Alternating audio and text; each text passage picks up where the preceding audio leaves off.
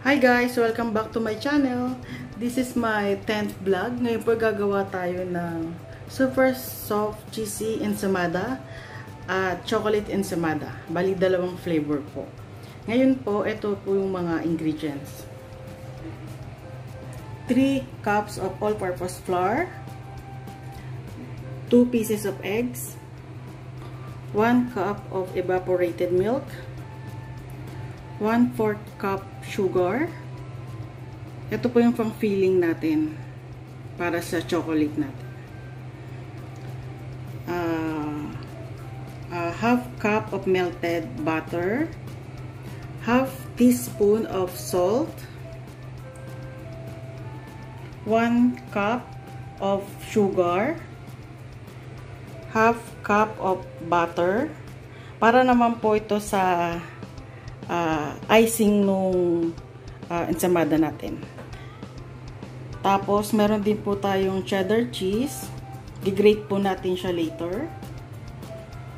At para naman po sa yeast natin, meron po tayong 1 tablespoon of yeast, 1/4 cup of warm water, at 1 tablespoon of milk.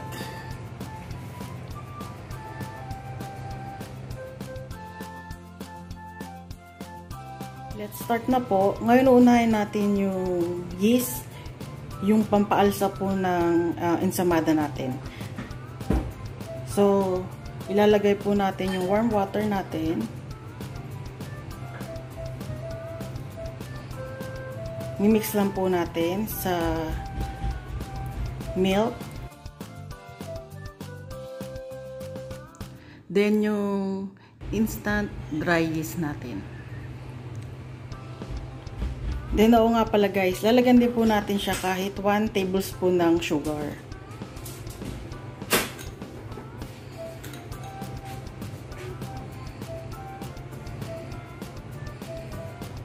Ayan. Tapos, haluin lang po natin siya.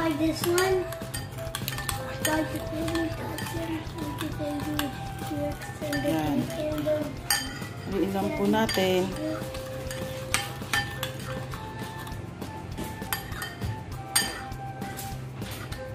Bali, antayin lang po natin to mga 5 to 10 minutes until magbubbles na po siya.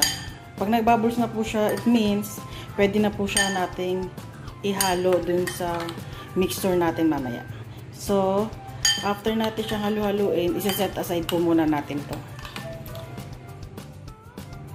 Ngayon po, habang inaantay nating magbubbles yung yeast natin, ito po muna yung gagawin natin. Halo lang natin yung egg.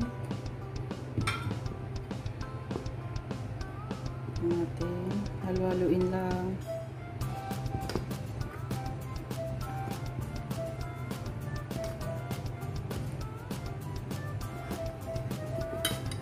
Tapos halo po natin yung milk natin.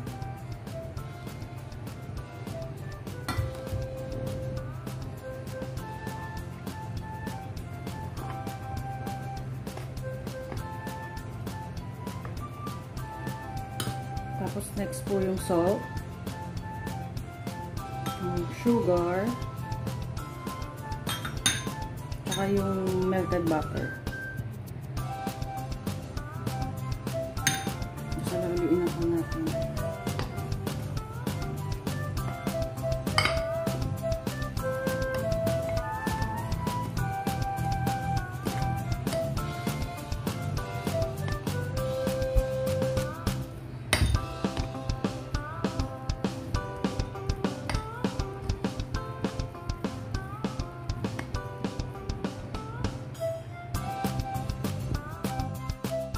After 10 minutes, ito na po yung yeast natin. Ayan. Nagbubbles na po siya. Dapat po magiging ganyan. Ayan.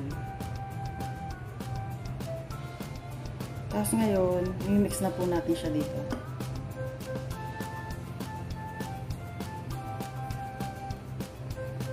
Ayan. Halo-haloin lang po natin.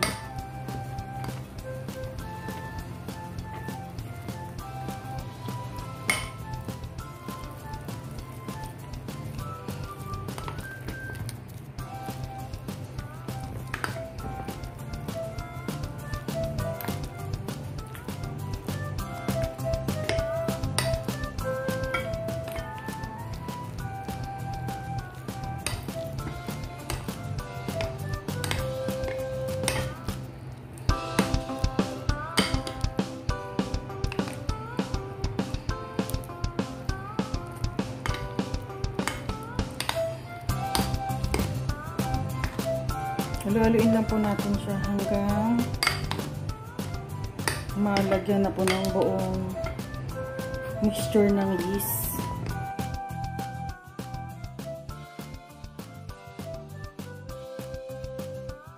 Yung dough mixture po natin. Ayan. Halu-haluin lang po natin siya. Ngayon po, gagamitan na natin siya ng hand mixer.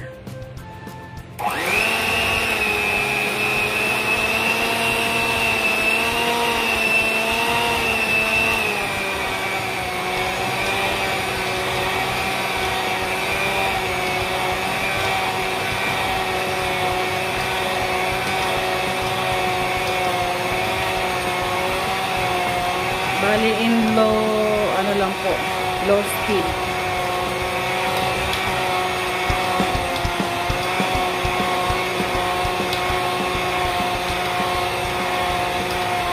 Hanggang sa maging smooth na po siya.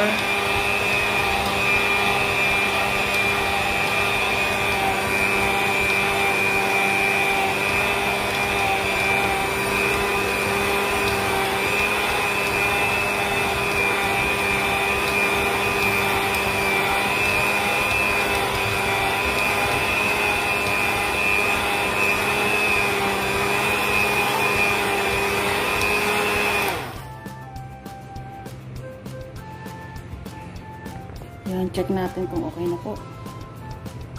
Ayan. Konti pa po.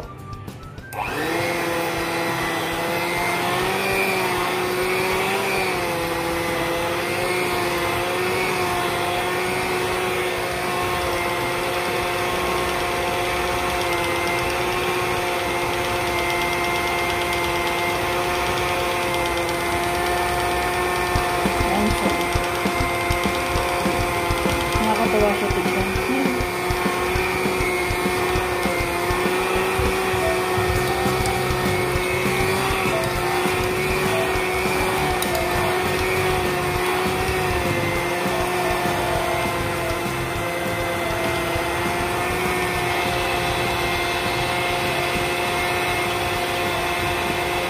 So, mga 3 minutes lang po.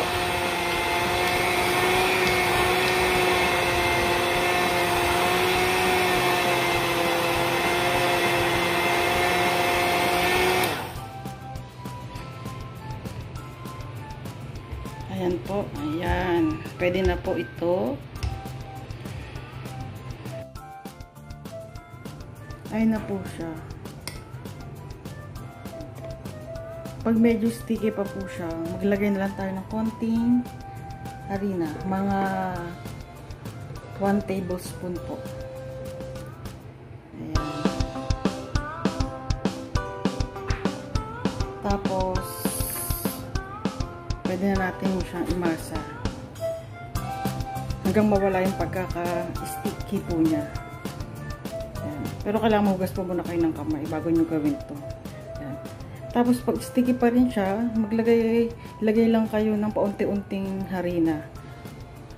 Pa 1 tablespoon. Hanggang makuha nyo na po yung pinaka ano niya, smooth tsaka hindi na po sticky. Ayan po, nilagyan ko na siya ng paunti-unti na flour hanggang sa hindi na po siya maging sticky. Tapos, hugasan nyo po muna yung kamay nyo, then maglagay kayo ng mantika sa kamay nyo. Then, imasa-masa nyo lang po siya. Ayan, ganyan lang po.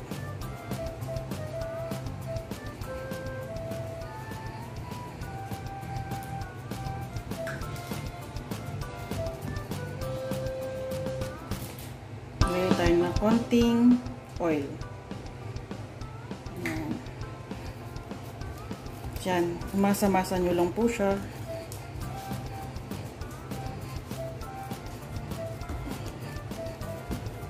Sabi nga nila suntok-suntokin daw. Mas masarap daw po yun.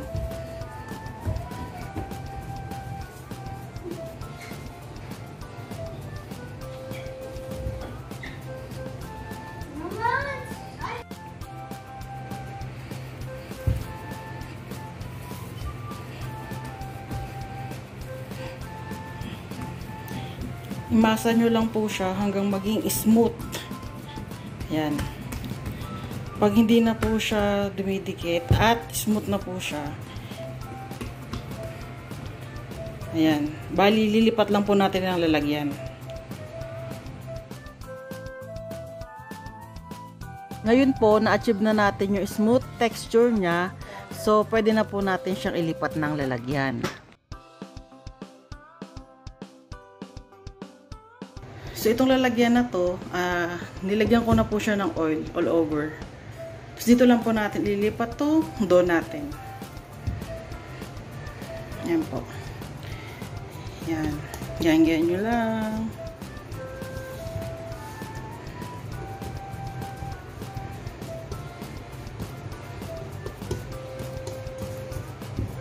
Yan. Tapos, takpan lang po natin siya ng dry cloth. Yan po. Tapos, i-rest lang po natin siya ng 1 hour. So, babalikan po natin to after 1 hour. 1 hour later. Ngayon guys, after 1 hour, check na po natin yung dough natin. Ayan, yan na po siya. Umalsa na po siya. Ngayon po, tatanggalin lang po natin yung hangin. Ayan.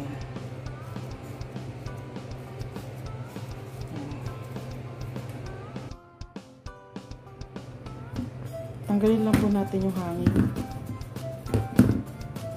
Tapos, lipat na po natin siya sa lamesa. Bali, nag-dusting na po ako ng flour. Lipat na po natin siya. Yan. Bali, mamasa lang po natin siya ulit.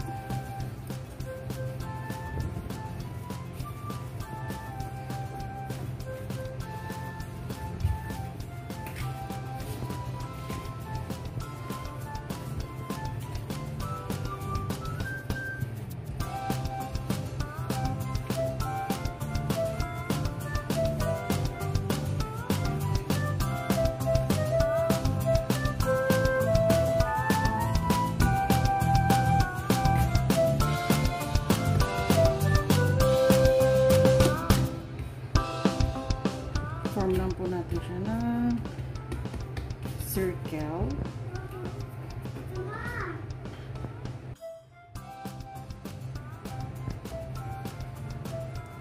Kakat lang po natin siya into 2. Ayan.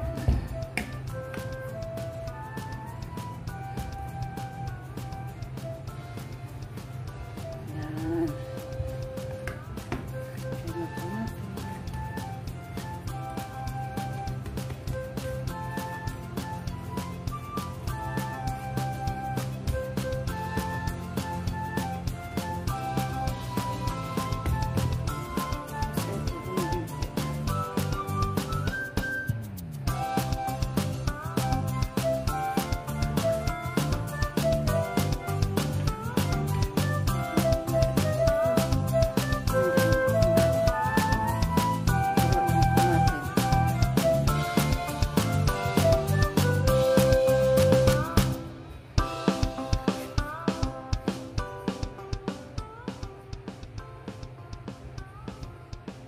So, lagi cut into 2.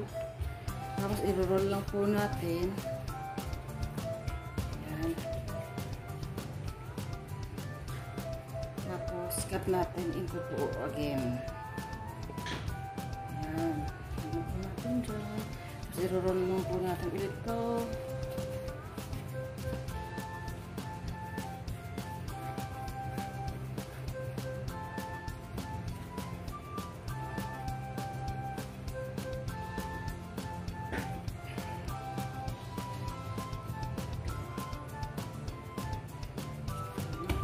Ganyan lang din po yung gagawin natin sa yung the rest po. Ganyan din po yung gagawin natin.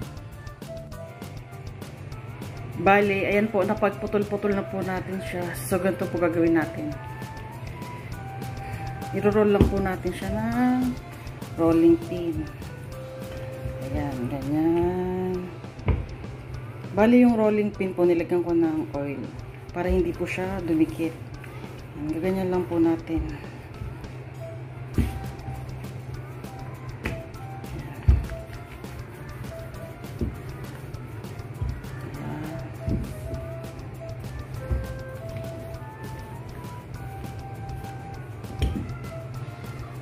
Ayan po. Ayan lang po. Tapos, kukuha po tayo ng chocolate. Lalagyan lang po natin siya sa gitna.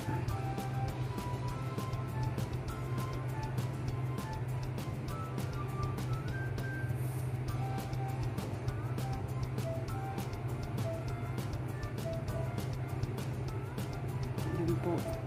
Tapos, ganyan lang po natin. Sasarado lang po natin yung edges.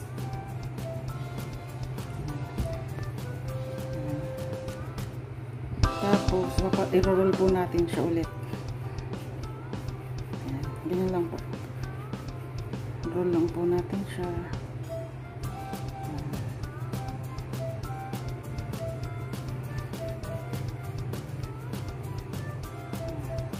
Roll lang po natin siya.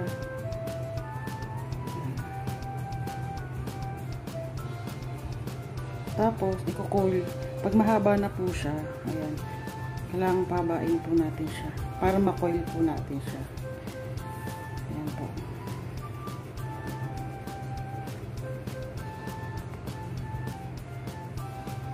Ayan po. Tapos, ganyan lang po natin siya. Coil lang po natin siya pailalim. Ayan po.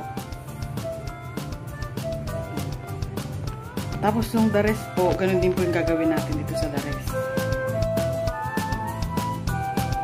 Ngayon po, yung sa cheese flavor naman po. Pero ito, wala pong feeling ng cheese. Bali, mamaya po, sa top niya po, sa ibabaw, doon natin lalagyan ng cheese. Ganito lang po siya. I-roll lang po natin siya. Same procedure po ng ginawa natin doon sa chocolate ensaymada. Yun nga lang, yun, may feeling na chocolate. Ito po, wala. Ganyan lang po. Tapos, i-coil nyo lang po siya. Pag ganyan, pailalim. Ayan. Ganyan lang po. Ayan guys, tapos na po natin siyang nalagyan ng filling sa loob. Bali, nakagawa po tayo ng 6 na chocolate. Tapos, itong the rest po. Ito po yung cheese natin. Pero wala po siyang cheese sa loob. Bali, later, lalagyan po natin siya ng cheese sa ibabaw. Yan. Bali, i-rest po natin to ng 30 minutes. Tatakpan po natin uli ng dry cloth. Yan. So, babalikan natin siya after 30 minutes. Ngayon po, yung gagawin natin is yung frosting po ng ensaymada. So, paghaluin lang po natin yung sugar.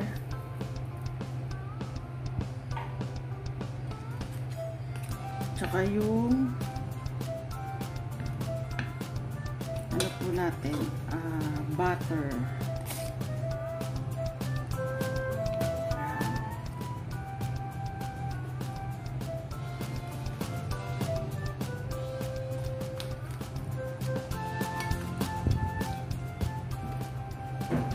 Tapos po, gamitan lang po natin siya ng electric mixer.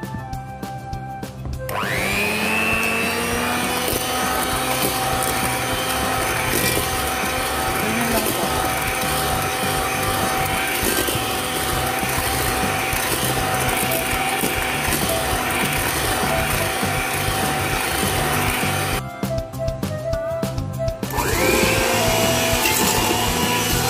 Medium speed lang po.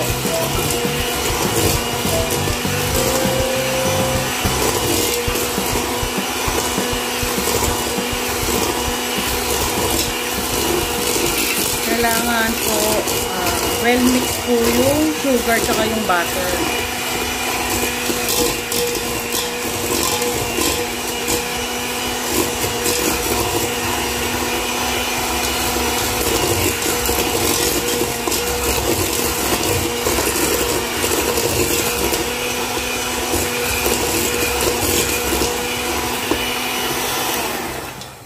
Ayan, pwede na po to guys.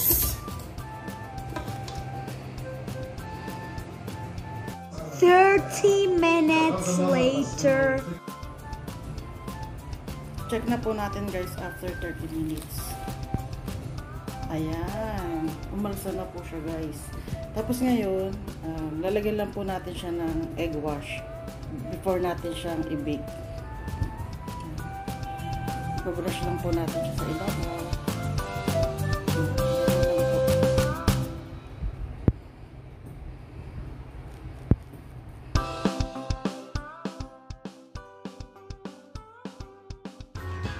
Bali, nag-preheat na ako ng oven guys ng 180 Celsius or 360 degrees Fahrenheit for 10 minutes.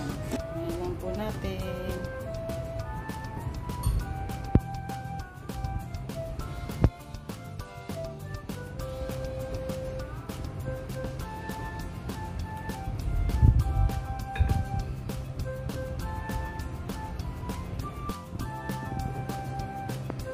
Ayan guys, lagyan na po natin siya ng egg wash lahat. So ready na po itong ilagay sa oven.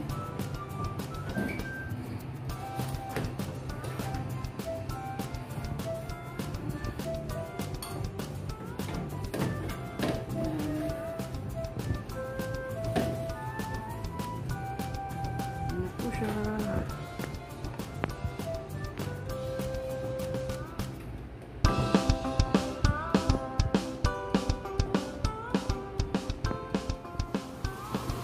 After 18 minutes, guys, luto na po yung samada natin.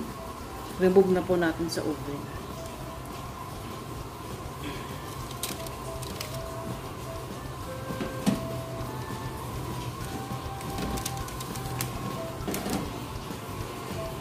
Na po siya. Napakabango po niya. Ayan po. Ayan. Bali, palamigin po muna natin mga 5 minutes bago po lagyan natin ng frosting yung ibabaw. Ngayon po, malamig na po yung ensamada natin. So, lalagyan na po natin siya ng frosting or coating sa ibabaw.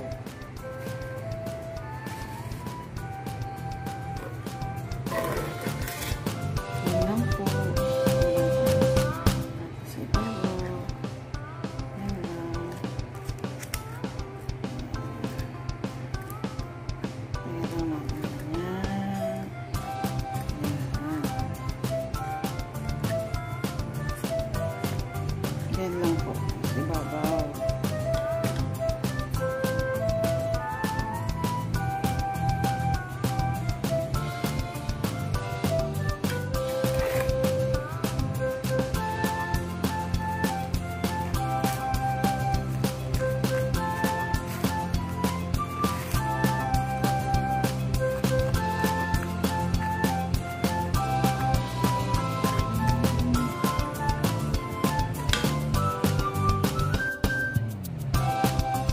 Then, after po ng frosting or coating, lalagyan na po natin siya ng grated cheese.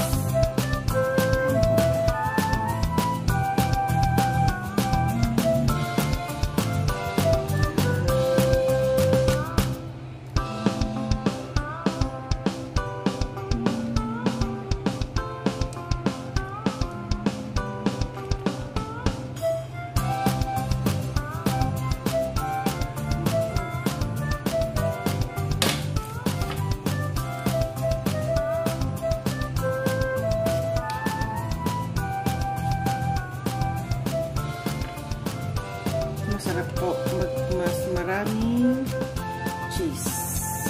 Ayan.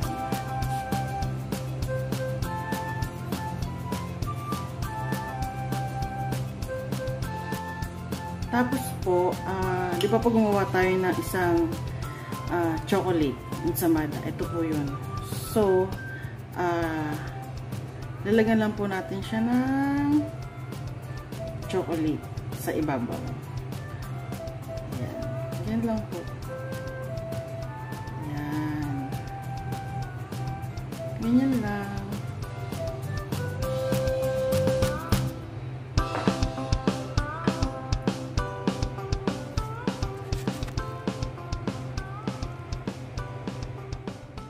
Hi guys, ito na po ang ating finished product na ating soft and fluffy, cheesy ensamada and chocolate ensamada. Ayan po guys. Napakasarap po niyan guys. Napaka soft and fluffy.